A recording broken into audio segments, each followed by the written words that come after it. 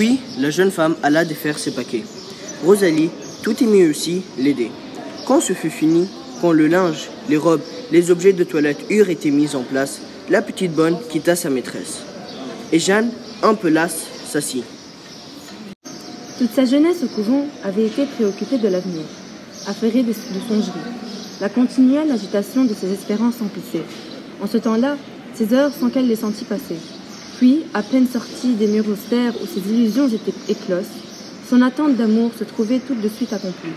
L'homme espéré, rencontré, aimé, épousé en quelques semaines. Comme on épouse en ses brusques déterminations, l'emporter dans ses bras sans la laisser réfléchir à rien.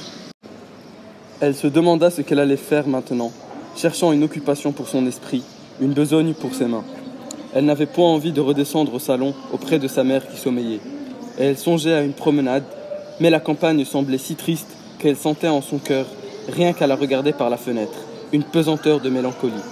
Alors, elle s'aperçut qu'elle n'avait plus rien à faire, plus jamais rien à faire.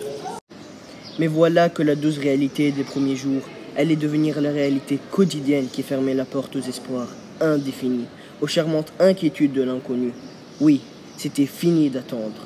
Alors plus rien à faire. Aujourd'hui, ni demain, ni jamais.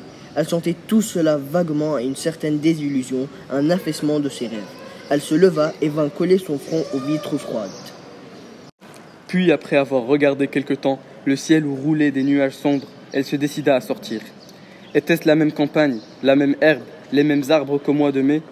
Qu'était donc devenue la gaieté ensoleillée des feuilles et la poésie verte du gazon où flambaient les pissenlits, où saignaient les coquelicots, où rayonnaient les marguerites, où frétillaient comme au bout de fils invisibles les fantasques papillons jaunes?